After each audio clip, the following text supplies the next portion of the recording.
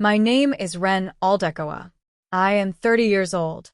And the Saturday evening my mother took a wireless microphone at my brother's wedding rehearsal dinner and told 40 people that I had drained every account our family had was the night I finally understood that the story a person tells about you in public is almost never about you.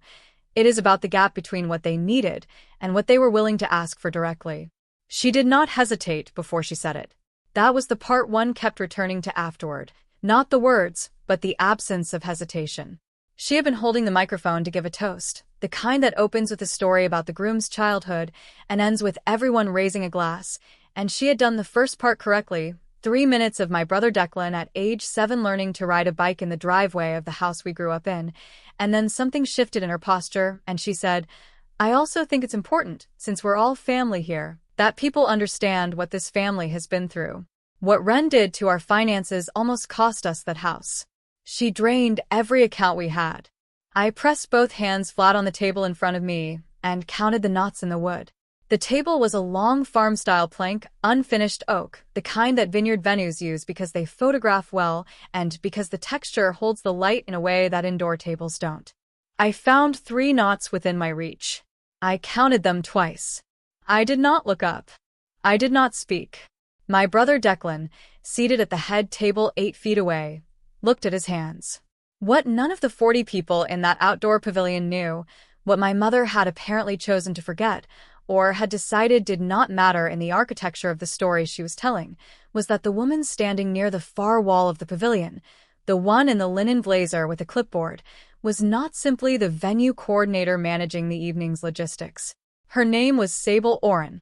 She had been the development director of a regional land conservation nonprofit for 11 years.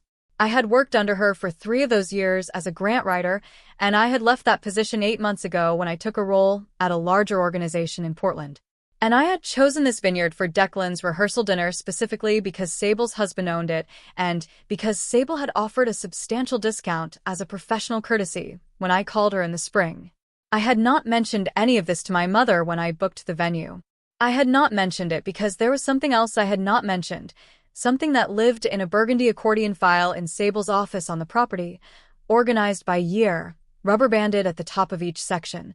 7 years of bank statement printouts, printed at my request and kept at my request, documenting every deposit I had made into a specific account at my family's bank. The account was the mortgage. I want to tell you about the 7 years before the rehearsal dinner, because the shape of what happened requires understanding what I was doing and why I was doing it the way I did. My family's financial situation had become unstable during the year I turned 22. My father had been a general contractor, self-employed, and when a significant client defaulted on a payment that represented nearly a third of that year's revenue, the resulting gap cascaded into a mortgage arrears that accumulated over 8 months before my parents understood the full dimension of it.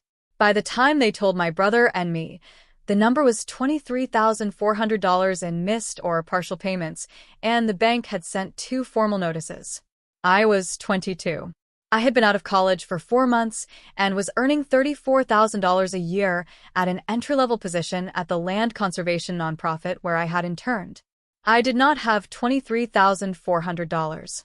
What I had was a clear understanding of how to write grant applications, a supervisor named Sable Oren who had been watching me work for 7 months and had said, during my first performance review, that I had the best instinct for narrative framing she had seen in a junior staff member in her 11 years in development, and a second job I had taken 3 evenings a week at a restaurant in Northwest Portland that paid $400 to $600 a week, depending on the section I was assigned. I did not tell my family about the restaurant job.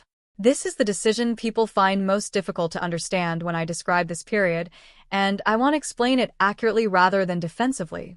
I did not tell them because I had watched my father, during the months of the financial crisis, develop a specific and consuming guilt about the impact on his children, and I understood that telling him I was waitressing 3 nights a week to contribute to the mortgage would make his guilt larger rather than smaller, and I did not want that. I wanted the problem to get smaller. I wanted the number to go down. I kept the second job, and I transferred what I could each month, and I let my parents believe it was a combination of my salary and their own adjusted budget that was moving the needle. It was not entirely a combination of those things. Over the first 2 years, I transferred a total of $14,600 from my personal account into the mortgage account. Not all at once. In irregular amounts, timed to the payment schedule, sized to what I could afford after my own rent and expenses. My father never asked where the additional funds were coming from. My mother never asked either, and I believed for a long time that this was because they trusted the math to be working in their favor and did not need to examine the source. I learned, years later, that my mother had known. She had seen my name on the transaction records. My bank account was a different institution, and the transfers showed the originating account holder's name. She had said nothing to my father. She had said nothing to me. She had accepted the transfers and maintained the fiction that the mortgage was stabilizing through ordinary means, and I understand now that she had her own reasons for that choice, the primary one being that accepting help from her 22-year-old daughter was a thing she could not bring herself to name out loud. I continued making transfers for 7 years. The amounts changed as my salary grew, and as the mortgage balance declined, and as my father's business recovered. In the final 2 years, they were smaller, supplementary rather than structural. By the time of the rehearsal dinner, the mortgage was current, had been current for 4 years, and the total I had transferred over the 7-year period was $67,300. I know this number precisely because Sable's accordion file contained the printouts, and I had calculated it myself. I had started keeping the printouts at Sable's office 3 years into the transfer period, not because I anticipated needing them, but because I worked in an organization whose entire function was the documentation of impact, and the habit of keeping records had become reflexive. I had printed the statements quarterly, organized them by year, and kept them in the accordion file in Sable's office, because it was the most neutral location I could think of, not my apartment, not my parents' house, not anywhere that would require explanation if found. Sable knew they were there. She did not know what they documented until I told her in a phone call 2 weeks before the rehearsal dinner. I told her because of something that had happened in July. In July, 6 weeks before the rehearsal dinner, my mother called me to discuss the seating arrangement for Declan's wedding reception. The call was ordinary for the first 10 minutes, the logistics of which relatives were not speaking to which other relatives, the question of whether the head table should have 8 seats or 10. And then she said, in a tone that was neither casual nor fully direct, that she had been talking to Declan's future mother-in-law, a woman named Philippa, about the families, and that Philippa had asked about our family's financial background, and that my mother had told her the family had gone through a difficult period several years ago, but had come through it. I said that was accurate. My mother said, I told her you had made some choices that made it harder for us. I was quiet for a moment. The rain was doing what Portland rain does in July, which is exist as a gray ambient presence rather than anything you could specifically point to, and I watched it through my kitchen window and I said, what choices? She said, you left your father's business when he needed help. You were focused on your own career. I had, at 22, declined to work in my father's contracting business, which I had no training for and which was not in financial difficulty at the point I made that decision. The difficulty came later from an external cause. I had not contributed to the financial problem. I had spent 7 years quietly helping to resolve it. And my mother had, apparently, constructed a version of events in which my absence from the contracting business was the cause and my contributions were invisible. I said, I see. I said nothing else on that subject, and the call ended with the seating arrangement unresolved and my mother saying she would send a diagram. I called Sable that evening. I told her what the accordion file contained. I told her where I had put it and asked if she still had it. She said she did, and that she had assumed it was related to work and had not opened it. I told her what it was. She was quiet for a moment, and then she said, you've been making mortgage payments for 7 years. It was not a question. I said yes. She said, how much? I told her. She said, Ren. I said, I need you to know where the file is. I'm not asking you to do anything with it. I just need someone outside my family to know what it contains. She said, I'll keep it safe. I said, thank you. That was the end of that conversation, and I did not speak to Sable again about the file until the night of the rehearsal dinner. The vineyard estate occupied 43 acres in the Chehalem Mountains, west of Newburgh. The rehearsal dinner was held in the outdoor pavilion, which seated 60 and had been set for 42. The wedding party, immediate family, and a selection of close friends that Declan and his fiancée Petra had assembled with the specific care that people bring to the guest list for an event that will be photographed. String lights ran the length of the pavilion's wooden beams. The Willamette Valley in late August has an evening light that does something particular to wood and linen and glass, a warmth that the photographers who work that region understand, and the guests simply experience as a feeling of the occasion being correct.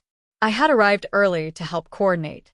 Sable had greeted me at the venue office, and we had done the walkthrough together, the way we had done walkthroughs at events during my 3 years working with her, and at the end of it she had looked at me and said, "The file is in my office." I said I knew. She said, "Tell me if you need me." I said I would. My mother arrived 40 minutes before the dinner began. She was in a dress she had bought specifically for the weekend, dusty rose, which suited her and which she knew suited her. She greeted the guests with the ease of someone who has spent years being the social center of a room and finds it requiring no more effort than breathing. She embraced Petra's parents. She organized the seating with minor adjustments to the arrangement Sable's team had set. She was, by all visible measures, a woman presiding over a happy occasion. She found the microphone on the head table during the cocktail hour before the dinner began, and I noticed her picking it up and turning it in her hands, and I noticed it the way you notice a thing that registers at a frequency slightly below conscious attention, and I did not act on the noticing. Dinner was served. The first course was a roasted beet salad with chèvre that Petra had specifically requested, and it was very good. The toasts began after the salad course. Declan's best man went first, a friend from college, short and affectionate and well-received. Petra's sister went second, longer, with a story about Petra at 17 that made the table laugh and then go quiet in the way that true things about people tend to do. And then my mother stood. I have described what she said. I want to add what she did not say, because the omission is as structural as the statement. She did not say that the financial difficulty had begun with an external client default. She did not say that the mortgage had been current for 4 years. She did not say that the recovery had involved any assistance other than her and my father's own efforts. She did not say my name in the context of anything I had contributed. She told the story she had been telling herself for 7 years, the one in which my absence from the contracting business was a wound, and the subsequent difficulty was an effect of that wound, and the recovery was a tribute to her and my father's resilience. She handed the microphone back to the stand and sat down. My mother is not a cruel woman. I want to be precise about that. She is a woman who, over 7 years, had allowed a story to form that protected something she could not afford to examine, the fact of having accepted help from her daughter while telling herself and everyone else that she and my father had managed alone. The story had a hold. The alternative was the acknowledgement, and the acknowledgement required a kind of accounting she had not been willing to do. I understand this. I do not excuse it. Those are different things, and holding them separately is the work I have been doing since that evening. I pressed my hands flat on the table and counted the knots in the wood. And then I looked up, across the pavilion, and found Sable's eyes. I did not ask Sable to do anything in that moment. I want to be clear about that. I looked at her. She looked at me. The look lasted perhaps 3 seconds, and in it she asked a question and I answered it, and neither of us used words. She walked to her office. She came back 4 minutes later. I know because I counted in the same way I had counted the knots as a way of keeping my hands on the table and my body in the chair. She was carrying the burgundy accordion file. She walked to the head table, where my mother was seated, and she set the file down on the table in front of an empty section of the surface, and she said, in the voice she used at board meetings when she was correcting a factual error without dramatizing the correction, "I need to share something with this table, if that's all right." Declan looked at Petra. Petra's mother looked at the file. Sable opened the accordion file. She took out the section tabbed with the most recent year and set it on the table so the header of the top statement was visible, my name, the account number, the institution, and the date. She said, "These are bank transfer records from the past 7 years. They document deposits from Ren's personal account into your family's mortgage account." She touched the tab on the next section. "Each year is here. The total, across 7 years, is $67,300. She did not open the other sections. She did not read from them. She set the first section on the table and stepped back. My mother's hands, which had been resting on the table, moved to her lap. Philippa, Petra's mother, looked at my mother. She did not say anything. Her looking was enough. Declan said, quietly, Ren. I said, it needed doing. And that was the only thing I said. I looked at the string lights above the pavilion, and I let the room be what it was going to be, which was a room of 40 people absorbing a significant quantity of information that reorganized everything they had heard 4 minutes earlier. The server came with the entree course. White linen napkins were unfolded. The evening continued. The wedding was the following afternoon. I attended. I wore the dress I had brought, and I stood in the family section, and I watched my brother marry Petra on a slope of the vineyard with the valley visible behind them, and it was genuinely beautiful in the uncomplicated way that weddings can be when you let the event be what it is rather than what surrounds it. My mother and I did not speak at the wedding in any way that carried weight. We spoke in the way that people speak at events, a comment on the ceremony, a remark about the flowers, the small necessary exchanges that keep a surface intact when both parties have agreed, without discussing it, that the surface is what the occasion requires. Declan found me during the reception, in the brief window between the first dance and the dinner service, and he said, I didn't know. I said, I know you didn't. He said, she never told me. I said, she didn't tell anyone. He was quiet for a moment, and then he said, I should have corrected her. Last night, when she said it. I said, you didn't know what to correct it to. He said, that's not a good enough reason. I said, no, but it's the reason you had. He looked at me for a long moment, and I could see him doing the work of holding something that was heavier than he had expected it to be, and I felt the particular kind of care for a person that comes from watching them do that work without flinching from it. I said, you're married. Go be with your wife. He went. The band started. The practical aftermath of the rehearsal dinner unfolded over the following months with the quiet inevitability of things that have been a long time coming. My mother called me 2 weeks after the wedding. She had, she said, spoken to my father. She had told him about the transfers. She said he had not spoken to her for 3 days, which she described with the specific restraint of someone reporting a fact they cannot yet evaluate. My father called me separately on a Tuesday evening in September and asked if I would be willing to come to dinner at their house the following weekend. I said yes.